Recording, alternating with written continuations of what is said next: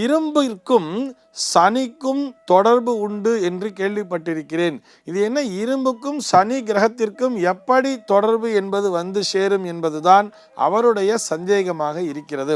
அதாவது எப்படி ஜாதகத்தை பார்த்தோன்னே என்ன சொல்லுவார் பார்த்தா, இவனுக்கு சனி நல்லா இருக்காப்பா, ஜீவனஸ்தானத்தில் சனி நல்லா இருக்கா, அப்போ இவன் இரும்பு சம்பந்தப்பட்ட தொழிலை செய்வான் அப்படிங்கிற மாதிரிலாம் சொல்லியிருப்பார். இதனை கொண்டுதான் இந்த நேயர் கேள்வி கேட்கிறார் என்று நினைக்கிறேன். அதாவது நாம் உபயோகப்படுத்துகின்ற உலோகங்களுக்கும் நவ கிரகங்களுக்கும் நெருங்கிய தொடர்பு என்பது உண்டு, இதிலே சந்தேகமே இல்லை. பொதுவாக நம்ம யோசிப்போம் இல்லையா, வெள்ளி அப்படின்னு எடுத்துக்கோங்களேன், சுக்கிரன் அப்படிங்கிற ஒரு கிரகத்தை சொல்கிறோம். அந்த சுக்கிரன் அப்படின்னா அதுக்கு பேரே வெள்ளின்னு வச்சுருக்கா. அப்போ வெள்ளி என்கின்ற உலோகத்தின் மீது சுக்கிரனுடைய தாக்கம் இருக்கிறது அப்படிங்கிறதுனாலே இந்த உலோகத்திற்கே வெள்ளி என்று பெயர் வைத்திருக்கிறார்கள். அதே மாதிரி தான் குரு அப்படின்னு சொன்னால் தங்கத்தின் மீது அதனுடைய தாக்கம் உண்டுன்னு சொல்கிறோம். ஏன்னு சொன்னால் குரு மஞ்சள் நிறமாக பொன்னிறமாக மின்னுவார் அப்படின்ற மாதிரியே நம்ம குருவை உருவகப்படுத்தி வைத்திருக்கிறார்கள். அதன் அப்படியே இங்கே கம்பேர் பண்ணி பார்க்கும் பொழுது குருன்னு சொன்னால் அது பொன், அதாவது தங்கத்தின் மீது தன்னுடைய ஆதிக்கத்தை செலுத்துவார் அப்படிங்கிற மாதிரி அந்த ஜோதிட விதிகள் பிரித்து வைத்திருக்கின்றன. அந்த மாதிரி தான் ஆராய்ச்சி பண்ணி நம்முடைய முன்னோர்கள் எந்த உலோகத்தின் மீது எந்த கிரகத்தினுடைய தாக்கம் இருக்கும் என்று பிரித்து வைத்திருக்கிறார்கள்.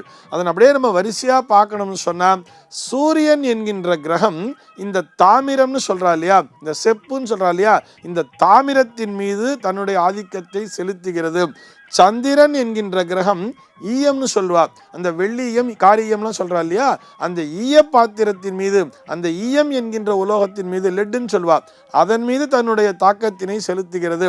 செவ்வாய் என்பது பார்த்தோம்னா இது அந்த மிக்சிங் பண்றாங்க இல்லையா, இந்த உலோகங்களுடைய கலவைகளிலே இந்த செவ்வாய் என்பவர் தன்னுடைய ஆதிக்கத்தை செலுத்துகிறார். அடுத்தபடியாக புதன் என்று வரும்பொழுது துத்தநாகம்னு சொல்லுவார், அந்த துத்தநாகத்தின் மீது தன்னுடைய ஆதிக்கத்தை செலுத்துகிறது.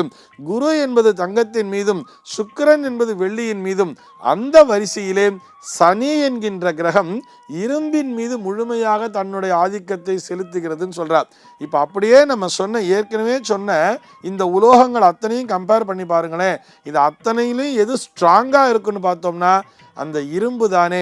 அதாவது எவ்வளவு அடித்தாலும் தாங்குறான்டா, இவன் ரொம்ப நல்லவன்டா அப்படின்னு சொல்றாங்க இல்லையா, அது எதற்கு பொருந்தும் என்று சொன்னால் இந்த இரும்பிற்கும் அந்த இரும்பின் மீது தன்னுடைய அந்த ஆதிக்கத்தினை செலுத்தக்கூடிய அந்த சனி கிரகத்திற்கும் தான் பொருந்தும். அப்படியே யோசிச்சு பாருங்களேன், நமக்கு ஏதாவது ஒரு பிரச்சனைனா என்ன பண்ணுறோம், உடனே சனி மேலே பழிய போட்டுருவோம்ல.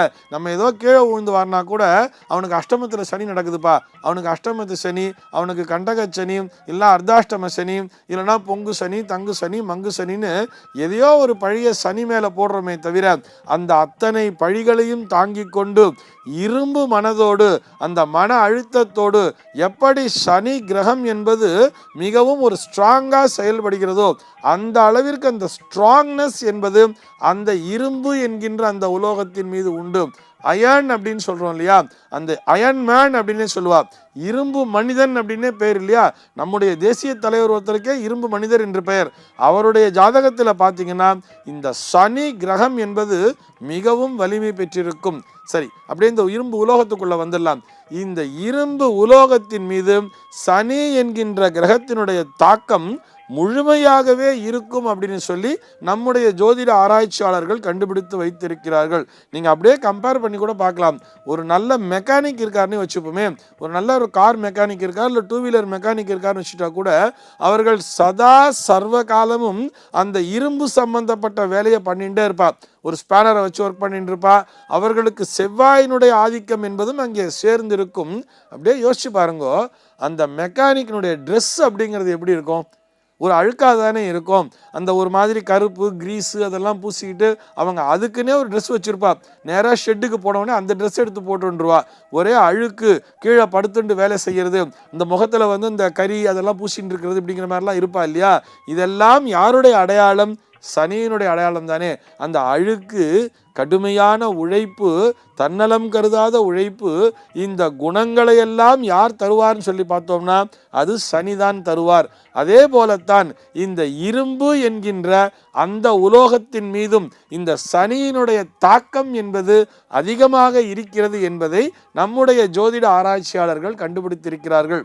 ஆக சனி என்கின்ற கிரகம்தான் இரும்பு என்கின்ற அந்த உலோகத்தின் மீது தன்னுடைய ஆதிக்கத்தினை முழுமையாக செலுத்துகிறது என்பது உலகளாவிய ஜோதிடர்களின் ஒருமித்த கருத்து. இதிலே எந்த விதமான சந்தேகமும் இல்லை. சர்வே ஜனாஹ சுகினோ பவந்து.